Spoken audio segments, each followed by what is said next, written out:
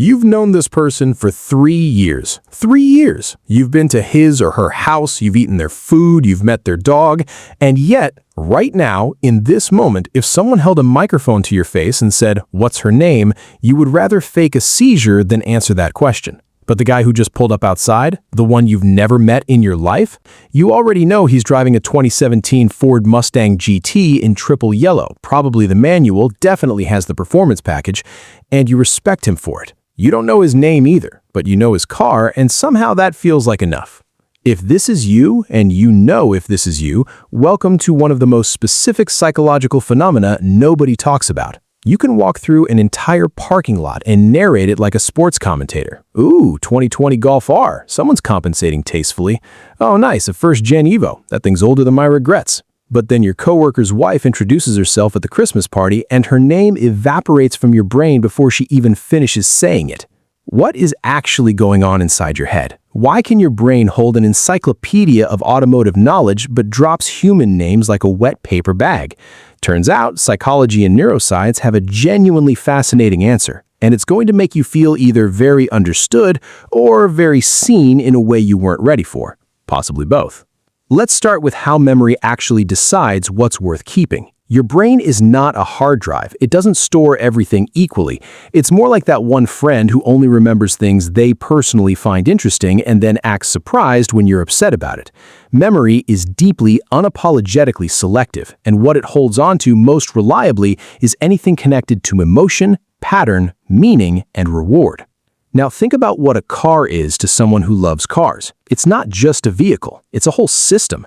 Every make and model sits inside a network of associations. The engine, the history, the culture around it, the feeling of seeing one for the first time, the YouTube rabbit hole that kept you up until 2 a.m. learning about its production numbers. When you see a car, your brain isn't just reading a label, it's lighting up an entire web of connected knowledge. It's deeply, richly encoded. Of course you remember it. A name? A name is just a sound. David, Stephanie, Marcus. These words don't connect to anything your brain already cares about. They float in isolation with no story, no pattern, no emotional texture behind them. There's actually a famous concept in memory research called the Baker-Baker paradox. If you tell someone a man in a photo is a baker, they'll remember it easily because the word baker creates images, associations, a whole world. But if you tell them the man's name is Baker, gone. Same word, totally different outcome just because one has meaning and one doesn't.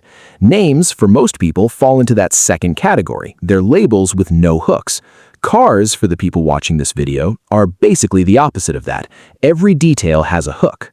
But there's a deeper psychological layer here, and this is where it gets really interesting. The people who are best at remembering cars and worst at remembering names tend to share a specific cognitive style. Researchers call it systemizing. It's the tendency to analyze and build mental systems out of things, to look for rules, patterns, hierarchies, how things connect and how they work. Psychologist Simon Baron-Cohen at Cambridge has done extensive work on this, and what he found is that high systemizers are extraordinarily good at cataloging anything with a logical structure, mechanical objects, numbers, categories, and comparatively less tuned in to the social and relational details that names represent. This isn't about intelligence. Some of the most mechanically brilliant people on Earth are catastrophically bad at names. It's about where the brain's attention naturally gravitates. A high systemizer at a party isn't cold or uninterested. Their brain is just more energized by the structure of things than the labels of people.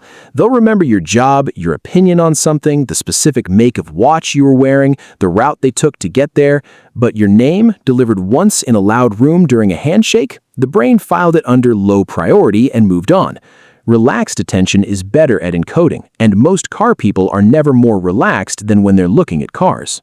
So what does all of this say about you if this is your life? It says your memory is working perfectly. It's just working in your favor for cars and against for names because your brain built a rich, detailed, emotionally loaded infrastructure around one and got given the other with no context and no warning in a loud room during a handshake. It doesn't make you bad at relationships. It makes you someone whose brain needs a hook. Give it a hook. Use someone's name the moment you hear it. Link it to something visual. Create the association manually, and it'll hold. Your memory isn't the problem. It just needs the same thing it gets from cars, a system, a connection, something to attach to. Until then, you'll keep walking through parking lots narrating everything you see, completely unable to remember the name of the person walking next to you. And they will have noticed. They've definitely noticed. If your brain does interesting things and you want to understand why, this is the channel for that. Subscribe to Psychology of Things, and I'll see you in the next one.